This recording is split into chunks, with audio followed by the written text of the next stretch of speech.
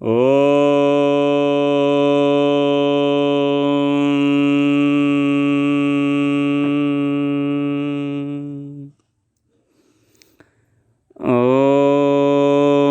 नमो भगवते वासुदेवाय।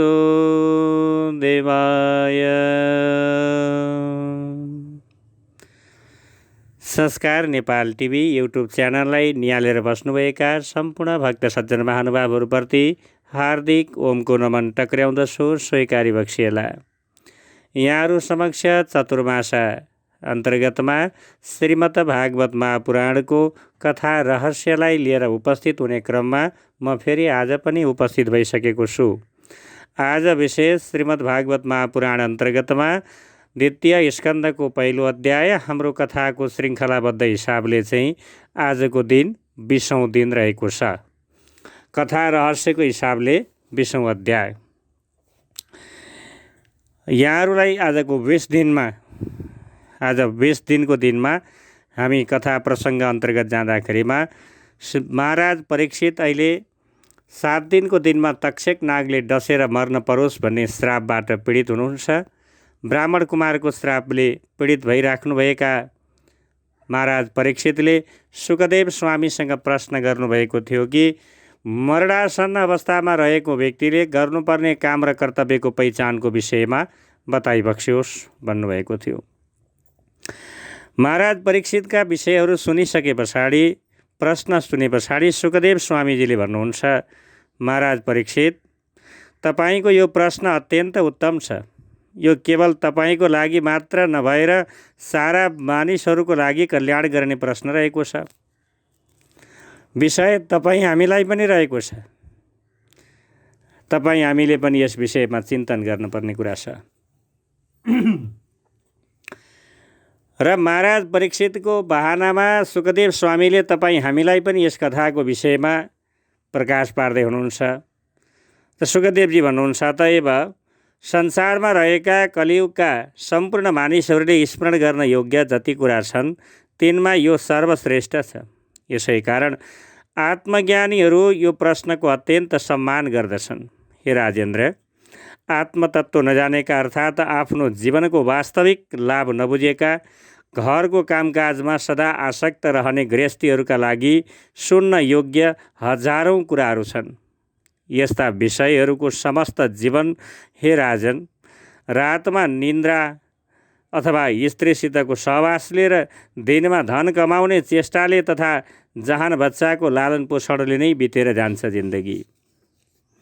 संसारमा जति घनिष्ठ सम्बन्धी छन्, शरीर, स्वास्नी, छोराछोरी, यी सबै असत्य हुन्, अर्थात् केही पनि रहनेवाला छैनन्।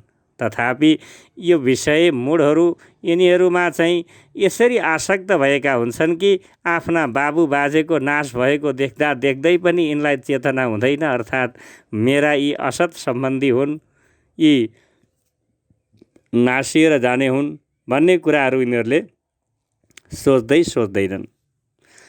तसर्थ हे राजा परीक्षित, अभयपद अर्थात् मोक्षको इच्छा गर्ने मानिसले सबैको आत्मस्वरूपलाई, जुन आत्मस्वरूपमा रहेका सर्वशक्तिमान भगवान श्रीहरिको लीलाहरूको श्रवण कीर्तन तथा स्मरण गर्नुपर्दछ। साङ्ख्य योग अथवा आफ्नो धर्मअनुसार आचरण जसरी हुन्छ, आफ्नो जीवनलाई यस्तो बनाउनु पर्दछ कि मर्ने बेलामा भगवानको स्मरण भइरहोस्। मनुष्य योनिमा जन्म लिनको सबभन्दा ठुलो फाइदा पनि यसैमा छ। निर्गुण स्वरूपमा रहेका अर्थात् ब्रह्मसित साक्षात्कार भएका, विधि निषेधको मर्यादाले पार गरिसकेका, यो गर्न हुन्छ यो गर्न हुन्न भन्ने ठिक र बेठिकलाई छुट्याउन सक्ने भएका त्यस्ता व्यक्तिहरूलाई यो अत्यन्त राम्रो समय सान्दर्भिक विषय छ। कतिपय कुराहरू कस्ता पनि छन् त भन्दा यो गर्न हुन्छ यो गर्न हुन्न भन्ने केही रोकटोकै नभएका यस्ता ठुला ठुला ऋषि मुनिहरू समेत प्राय श्रीहरिका गुणगानमा रमाउँछन् भने साधारण मानिसको त कुरा कता छ कता। यसैलाई तपाईँलाई पनि हामीले यो विषयमा प्रकाश पार्नेछौँ भन्दै सुखदेव स्वामी भन्नुहुन्छ, यो भागवतको नाम पुराण वेद जत्तिकै माननीय छ। मैले यसलाई द्वापरको अन्त्यमा आफ्ना पिता श्री वेदव्यासजीको मुखारविन्दबाट श्रवण गरेको थिएँ। श्री परमात्माको निर्गुण स्वरूपको ज्ञान प्राप्त गरिसकेको भए तापनि भगवान् श्रीकृष्णका लीलाहरूले मेरो हृदयलाई आकर्षित गरेको हुनाले म हे राजन यो पुराण मैले श्रवण गरेको थिएँ। तपाईँ भगवानका परम भक्त हुनुहुन्छ, तसर्थ तपाईँलाई म यो गुण पुराण सुनाउँदछु। अत्यन्त गुणी पुराण छ यो। यस पुराणमा श्रद्धा गर्नेहरूको मन चाँडै नै निष्काम भावले चित्तवृत्ति श्रीकृष्णको चरणकमलमा लाग्दछ। यस संसारदेखि विरक्त भएका मानिसहरूले तथा मोक्षपदको इच्छा गर्ने योगीहरूले समेत भगवानको नामको प्रेमसँग सङ्कीर्तन गर्नुपर्दछ। समस्त शास्त्रहरूको यो विचार सबैमा यसको चिन्तन रहनुपर्ने आवश्यक देखिन्छ। भगवानदेखि विमुख भएर अथवा विषयमा आसक्त भइकन यस संसारमा धेरै वर्षसम्म बाँच्नाले मात्र केही फाइदा छैन। भगवानको कीर्तन गरेर बिताइएको आफ्नो जीवनको 1-2 घडीलाई नै महत्त्वपूर्ण सम्झनु पर्दछ। यहाँ कति धेरै बाँचियो भन्ने कुरा ठुलो होइन। कसको आयु कति धेरै लामो भन्ने विषय ठुला होइन। कति समय हामीले भगवानको नाम सङ्कीर्तन र सत्कर्ममा बिताइयो, कति समय हामीले सत्सङ्गमा बिताइयो, त्यो महत्त्वपूर्ण समय हो। त्यही गर्दा सुखदेव स्वामीले महाराज परीक्षितलाई यही विषयमा बताउनुहुन्छ। धेरै वर्ष बाँच्नाले केही फाइदा हुँदैन। धेरै वर्ष बाँचे भनेर मात्रै केही हुँदैन। भगवानको कीर्तन गरेर बिताइएको जीवनको 1 घडी त्यो महत्त्वपूर्ण छ बरु। यसैबाट भगवत प्राप्ति हुन सक्छ। विषय आसक्तिमा बितेको जीवनलाई व्यर्थैमा सम्झनु पर्दछ। राजर्षि खटवाङ्गले अब आफ्नो आयुको केवल 2 घडी बाँकी छ भन्ने सुन्न साथ त्यही 2 घडीका बिचमा आफ्नो सर्वस्व त्यागेर उनी अभय पद दिने श्री हरिमा लीन भएका थिए। हे राजा परीक्षित, तपाईँको जीवनको अवधि अझै 7 दिन बाँकी छ। तसर्थ यस बिचमा आफ्नो परलोक सुधार्न जति गर्नुपर्दछ त्यो गरिहाल्नुहोस्। मृत्युको समय उपस्थित भएमा मानिसले मर्नुदेखि डराउनु हुँदैन। त्यस बेलामा वैराग्य रूपी शास्त्रले यो देह र योसित सम्बन्ध राख्ने छोरा स्वास्नी आदि गरिएका कुटुम्बप्रतिको ममतालाई चुडालिदिनुपर्छ। यसपछि त्यस धीर पुरुषले घरबाट निस्केर पवित्र तीर्थको जलमा स्नान गरोस् अनि पवित्र र एकान्त ठाउँमा विधिपूर्वक आसन लगाएर बसोस्। यसपछि अ, उ र म यी 3 अक्षरले युक्त भएको परम पवित्र ओमकारको बारम्बार मनमा जप गरोस्। ओमकारलाई नबिर्सिकन प्राणवायुलाई जितेर मनलाई दमन गरोस्। इन्द्रियहरूलाई बुद्धिको सहायताले विषयहरूबाट हटाओस्, अर्थात् विषयतिर जान नदेओस्। विचारद्वारा कर्मको वासनाले गर्दा चञ्चल भइराखेको मनलाई शुभ कार्यमा अर्थात् भगवत रूपको चिन्तनमा लगाउनु पर्दछ। यसपछि एकाग्र चित्तले भगवानको कुनै एक अङ्गको ध्यान गर्दा गर्दै विषयदेखि रहित भएको मनलाई पूर्ण रूपले भगवत स्वरूपमा यसरी लीन गराइदियोस् कि त्यसपछि मनमा कुनै अरू विषयको चिन्तन हुन नपाओस्। भगवानको परमपद त्यही हो जहाँ पुगेपछि मन भगवत प्रेम रूप आनन्दले मग्न हुन्छ। भगवानको ध्यान गर्दाखेरि मन रजोगुणले विक्षिप्त अथवा तमोगुणले गर्दा मूढ हुन गयो भने धीर पुरुषले धारणाद्वारा आफ्नो मनलाई वशमा गराउनु पर्दछ। किनकि धारणाले रजोगुण तमोगुण यी दुवै गुणको दोषलाई फ्याँकिदिन्छ। र धारणा भनेको ध्यान गर्दाखेरिमा परम कल्याणमय आश्रयको अर्थात् भगवानको चिन्तन गर्ने योगीले भक्तिरूप योगलाई झट्टै प्राप्त गर्दछ। यस भक्ति योगद्वारा साधकलाई यसमा मेरो कल्याण छ र यसमा मेरो अहित छ भन्ने विवेचनात्मक शक्तिको जागरण हुन थाल्दछ। राजा परीक्षितले सोध्नुहुन्छ, फेरि के सोध्नुहुन्छ त नि भन्दाखेरिमा राजोवाच यथा सान्ध्यार्ते ब्रह्मन् धारणा यत्र समता यादृशी वा हरिदासु पुरुषस्य मनोमलम्। के भन्नुहुन्छ त भन्दा, हे ब्रह्मन, कुन प्रकारको धारणाले मानिसको मनको मैलो झट्टै पखालिदिन्छ? कसप्रति यो धारणा गर्ने हो अथवा यो कसरी गरिन्छ, यो विषय हामीलाई बताइबक्सियोस्। सुखदेव स्वामी के भन्नुहुन्छ त नि भन्दा आखिरीमा, जितासनो जिताश्वासो जितसङ्गो जितेन्द्रियः स्थूले भगवतो रूपे मनः सन्दराय धियः। के भन्नुभयो त भन्दा, हे राजन, सबैभन्दा पहिले आसनको सिद्धि गर्नुहोस्। चञ्चल मन भएको छ, एकै ठाउँमा धेर भएर बस्न सकेको छैन, कहिले यता चलेको छ कहिले उता चलेको छ, यो पाराले चाहिँ हुँदैन। ध्यान गर्ने व्यक्ति जो हो, साधना गर्ने व्यक्ति, साधना गर्ने व्यक्ति, साधकको मन थिर हुनुपर्छ, धीर पुरुष हुनुपर्छ। आफ्नो आसनलाई पहिला सिद्धि गर्नुहोस्, अनि प्राणायामद्वारा श्वास प्रश्वासलाई नियन्त्रण गरी आसक्ति रहित भएर इन्द्रियहरूलाई वशमा राखी बुद्धिद्वारा भगवानको स्थूल रूप मनमा लगाउनु पर्दछ। यो सम्पूर्ण जगत जस्तो पहिले थियो, अहिले छ र पछि हुनेछ। यो जम्मैको जसमा देखिन्छ त्यो ब्रह्माण्ड नै भगवानको स्थूल भन्दा पनि स्थूल विशेष शरीर हो। जल, अग्नि, वायु, आकाश, अहंकार, महतत्व र प्रकृति, यी 7 आवरणले घेरिएको ब्रह्माण्ड शरीरमा जुन विराट पुरुष भगवान हुनुहुन्छ, उहाँको धारणा गर्नुपर्दछ।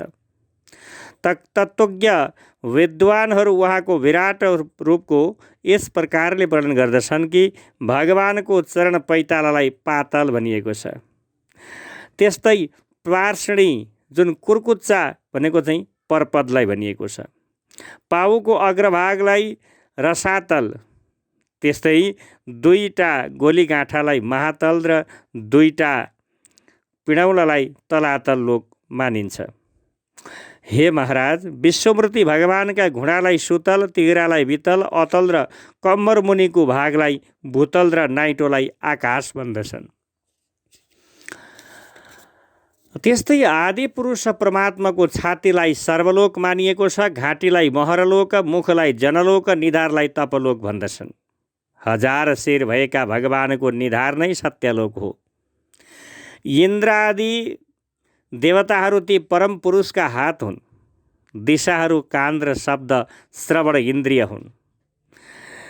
अश्विनी कुमार उनका नाकका पुवाल हुन्। गन्ध, घ्राण इन्द्रिय र बल्दो आगो उनको मुख हो। ती विष्णु भगवानका नेत्र गोलोक अन्तरिक्ष हुन्। चक्षु इन्द्रिय सूर्य हुन्। परेला रात दिन हुन्। त्यस्तै ब्रेकुटी विलास ब्रह्मलोक हो। तालु जल हो र जिब्रो रस हो। वेदलाई भगवानको अनन्त मस्तक भनिन्छ।